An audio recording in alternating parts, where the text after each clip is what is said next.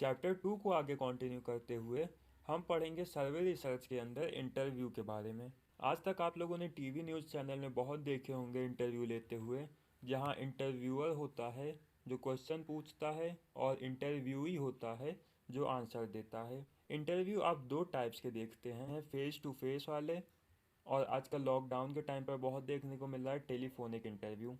अगर इंटरव्यूई किसी रीज़न की वजह से इंटरव्यू देने किसी प्लेस पर नहीं आ पा रहा है तो वो टेलीफोन से भी अपना इंटरव्यू दे सकता है। इंटरव्यू लिया क्यों जाता है? To derive factual information, opinion and attitudes जानने के लिए, या किसी पर्टिकुलर बिहेवियर का रीज़न जानने के लिए। इंटरव्यू दो टाइप्स के होते हैं, स्ट्रक्चर्ड या स्टैंडर्डाइज्ड, और नॉन स्ट्रक्चर्ड या नॉन स्टैंडर्डाइज्ड। स्ट्रक्चर्ड और स्टैंडर्डाइज्ड में क्वेश्चन आंसर्स प्री प्लान्ड होते हैं, उसके बाहर नहीं जा सकता क्वेश्चन आंसर की लिमिट।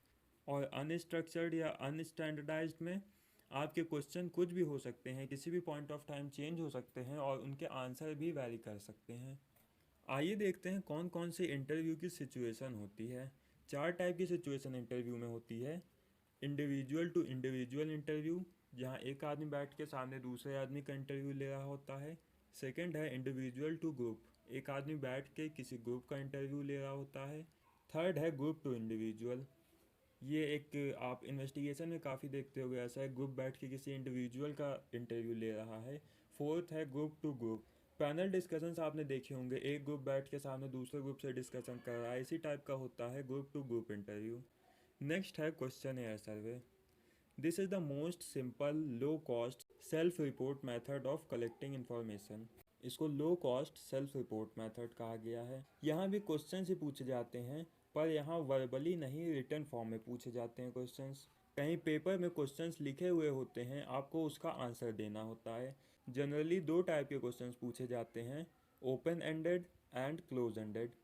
ओपन एंडेड क्वेश्चंस में आपका जो क्वेश्चन रहता है उसका आंसर आप कुछ भी लिख सकते हो अपने हिसाब से, किस हिसाब से उसको कितना भी बड़ा और कितना भी छोटा आप लिख सकते हो। और क्लोज एंडेड में आपको ट्रू फॉल्स या यस नो टाइप के आंसर देने पड़ते हैं।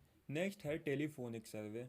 टेलीफोनिक सर्वे में आपके फ़ोन पर आ जाता है कोई सेट ऑफ क्वेश्चंस, आपको उसका आंसर करना रहता है। इसको काफ़ी क्विक एंड एफिशिएंट मेथड कहा जाता है, क्योंकि थाउजेंड ऑफ पीपल से क्विक इन्फॉर्मेशन गैदर करने का ये सबसे इफ़ेक्टिव और इफ़िशिएंट तरीका है ये। इसका एक और एडवांटेज है कि ये इंटरव्यू टेलीफोनिक होता है, इसलिए हमारे इंटरव्यू का सारा डाटा टेलीफोन मेमोरी में रिस्टोर हो जाता है। Next topic is psychological testing. Psychological testing are devised, devised मतलब होता है planned, and are primarily used for determination and analysis of individual difference।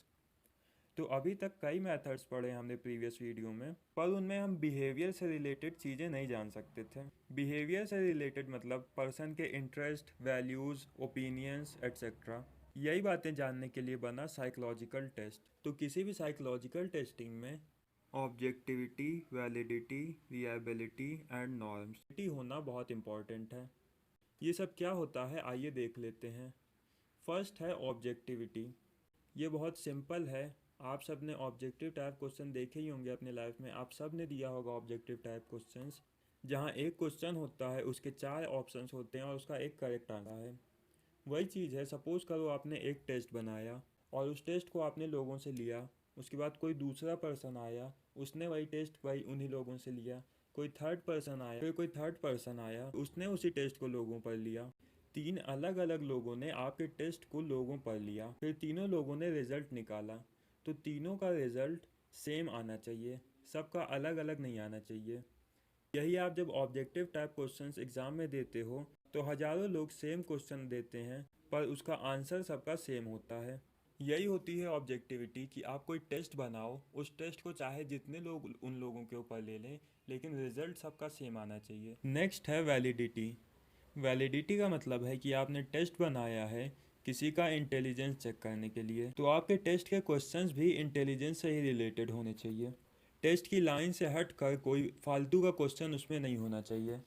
Next है रिलायबिलिटी, मतलब जो टेस्ट आपने बनाया है उसका स्कोर हमेशा सेम होना चाहिए if it was conducted on a same person. ऐसा नहीं होना चाहिए कि आपने टेस्ट को सुबह कंडक्ट किया तो अलग रिजल्ट आया, दोपहर में कुछ और आया और शाम को कुछ और रिजल्ट आ रहा है। इसका एग्जांपल आप वेट मशीन से ले सकते हो। अगर आप सुबह अपना वेट नाप रहे हो तो आपका अगर 46 किलोज आ रहा है तो शाम को भी नापोगे तो 46 किलो ही आएगा। उसी तरह आपका टेस्ट भी होना चाहिए, जितनी बार परफॉर्म कर लो, अगर एक्सटर्नल कंडीशंस को नहीं छेड़ा जा रहा है और उसी कंडीशन में टेस्ट को लिया जा रहा है उन्हीं पर्सनस के ऊपर, तो स्कोर सेम आना चाहिए। हमारे पास रिलायबिलिटी चेक करने के दो मेथड्स हैं, test retest method and split half method. Test retest मतलब हमने कोई टेस्ट सुबह 9 बजे लिया, उसके बाद उसका रीटेस्ट लिया हमने 11 बजे। ऐसा हम लोग इसलिए करते हैं ताकि हम लोग अपने बनाए हुए टेस्ट की कंसिस्टेंसी चेक कर सकें। नेक्स्ट है स्प्लिट हाफ मेथड। इसमें हम टेस्ट की कंसिस्टेंसी को चेक करते हैं टेस्ट को स्प्लिट करके, यानी तोड़ के। अगर 100 क्वेश्चंस का टेस्ट है तो उसको 50-50 में बांट दिया जाएगा और उसका टाइम भी हाफ कर दिया जाएगा। नेक्स्ट और लास्ट है स्टैंडर्डाइजेशन। स्टैंडर्डाइजेशन में हम नॉर्म्स बनाते हैं। नॉर्म्स मतलब नॉर्मल वैल्यूज़। सपोज़ आपने कोई टेस्ट बनाया, उसके नॉर्म सेट कर लिए हैं कि 35 से नीचे अगर आया तो वो पुअर कैटेगरी का होगा, और अगर 55 के नीचे और 35 के ऊपर आ रहा है तो वो एवरेज कैटेगरी का होगा, और 55 के ऊपर वाले एक्सीलेंट कैटेगरी के होंगे। ऐसा हम करते हैं अपने बनाए हुए टेस्ट को एक स्टैंडर्ड वैल्यू देने के लिए। इसी के साथ यहाँ हम इस वीडियो को समाप्त करते हैं। आपसे मिलेंगे अगले वीडियो में। अगर आपको इस वीडियो से कुछ सीखने को मिला है या हमारे चैनल से कुछ मदद मिली है तो चैनल को प्लीज़ सब्सक्राइब कर दीजिएगा और अपने दोस्तों के साथ शेयर भी कर दीजिएगा। तब तक के लिए थैंक यू।